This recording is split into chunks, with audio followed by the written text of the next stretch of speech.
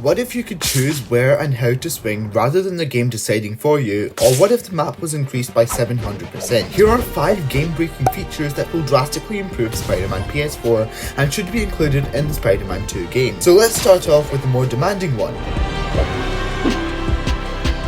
And I know I keep saying this in all of my Spider-Man videos, but in this one I'll explain why it is such a huge deal. It is rumoured we will be getting Brooklyn and Queens, the origin neighbourhood of Miles and Peter, and this by itself is a huge update, and Insomniac themselves have practically confirmed this. To put this into perspective, this is how much the map is right now, and this is how much they are adding. With just the addition of Brooklyn alone, the map will be tripled, but along with Queens, the new map will be 7 times larger than the original map. And to demonstrate this change, me and my friend Victorious timed ourselves to see how long it would take us to swing across the whole map, and it took an average of 3 minutes and 35 seconds for both of us to swing from the edge of Battery Park to as far as we can go on the Harlem Bridge. Actually, the fastest time recorded was Victorious with 3 minutes on the clock, which is just crazy. And if we translate this to the new map, then it would be a total of 18 minutes and 45 seconds to get from the tip of Brooklyn to the border of Queens alone, provided that Insomniac adds the entire neighbourhoods, unlike how they've cut off half of Harlem in the original map.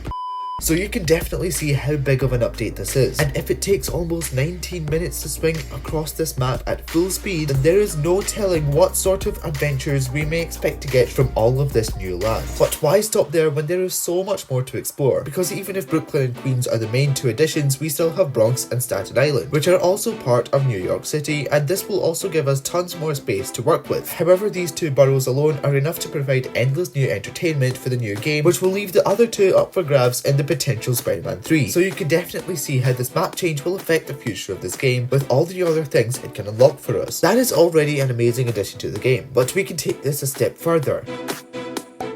We've had Peter Parker, but now we have Miles Morales as well, and in the trailer we clearly see them fighting together. Now we should be able to play as Miles and Peter depending on the story, just like in the first game, which for one is great. But what if we could switch between them whenever we want to? In Assassin's Creed Odyssey, before we started the story, we were able to choose between the 2 characters, and the characters we chose will impact the story of the game. Now we don't have to go that far into this, especially with combining this with future Spider-Man games. It will get way too complicated, but we can at least change between Peter Parker and Miles Morales throughout the game, giving us players a choice and being the best of both worlds. This will still get complicated though, as this is meant to be Peter's story, so seeing it through Miles won't really make any sense and will be very difficult to get right. But it is a cool concept nonetheless. But a concept that is possible to pull off is copying Fortnite. In the recent season of Fortnite Battle Royale, Epic Games created the Spider-Man Mythic Gauntlet, which allows you to traverse via swinging. On a scale of 1 to 10, how fun actually is this? 10 out of 10. Fortnite has somehow nailed the web slinging in this game, and it is so fun to swing from tree to tree, building from building. And also the fact that we have to manually aim to shoot the web shooters gives us more of that manual control and immerses us in that Spider-Man aspect of the game, compared to Insomniac's automatic version where we just hold the right trigger and everything will be done for us. This doesn't really have the same effect as making choices mid-air, which Fortnite has proved to be something that works and is a ton of fun. Now this won't be great for everyone, as it is another aspect to the game making it more difficult to play. However, like my friend Nob suggested in his video, we can have an option in the settings that allows us to choose whether we would like to swing on automatic or manual. The game already gives us a similar sort of manual control whenever we web zip, so adding in more points for us to swing from might just make the experience feel more cluttered and difficult, so it may be a hard feature to pull off, but it is definitely possible and will be tons of fun if it comes out. Oh, and a little bonus mechanic that Fortnite has that also should be in the new game is web surfing. In the current game, when you hit the ground while swinging, you will just stop completely. However, in Fortnite, you will still stay onto the web, but you slide across the ground. This is again a very minor detail, but in practice, it makes the whole swinging experience much more enjoyable. Speaking of enjoyable, if you are enjoying this video so far, then remember to leave a like if you want to support the channel, and also if you want to see more videos just like this one. Thanks for your support. Now the next one isn't really a feature, it's more of an additional perk. And remember my friend Victorious earlier in the video who helped me with the swinging across the map? Well, I've brought him on to talk about this next feature, as his channel is all about PlayStation, which coincidentally is the next point we want to make. Take it away, Victorious. Shortly after Insomniac announced Marvel's Spider-Man 2,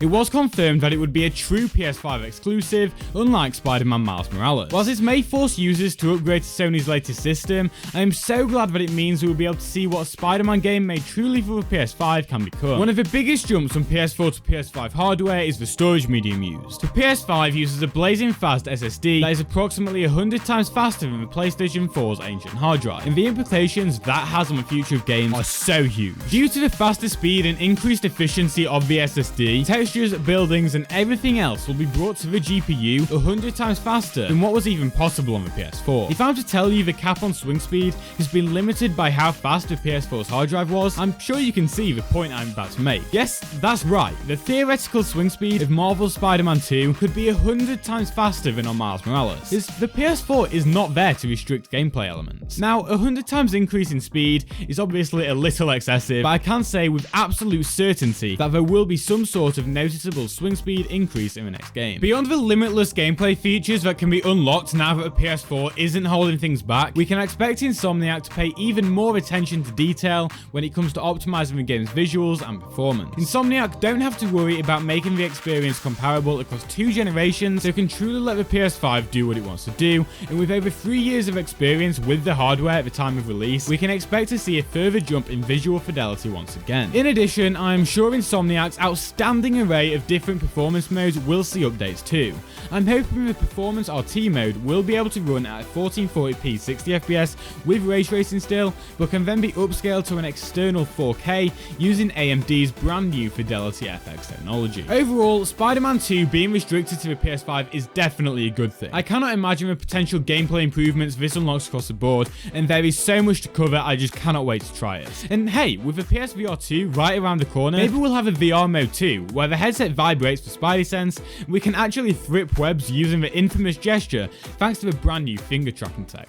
That would be so awesome. Anyway, enough of me just full on nerding out about the future of Spider-Man games. Let's hear Synagard tell us all about Black Suited Spider-Man. Now, I know the Black Suit Spider-Man itself isn't game-changing, but let me explain. The new game has Venom as one of the main villains, and we will definitely be expecting a Black Suit Spider-Man. But the rumours are that Spider-Man 2 will have a black suit variant for every single skin. This itself is not much at all, but if you think about the bigger picture, this is opportunity knocking. if we are able to toggle the symbiote for any skin, then imagine what else we will be able to toggle. Different styles for different suits. Rather than having a huge list of suits, we can just have all of the main ones and then a lot of the minor suit variants as a selectable feature, allowing for so much more suits and styles to be added than there originally was, with a lot more customization. At first, this doesn't sound like much, but you've got to admit the opportunity here, and it's definitely doable. So in conclusion, the small developments in gameplay and features can actually impact the Spider-Man game franchise on a large scale for years to come. This game will be truly transformed by these updates and will unlock so much more later down the line for Spider-Man 3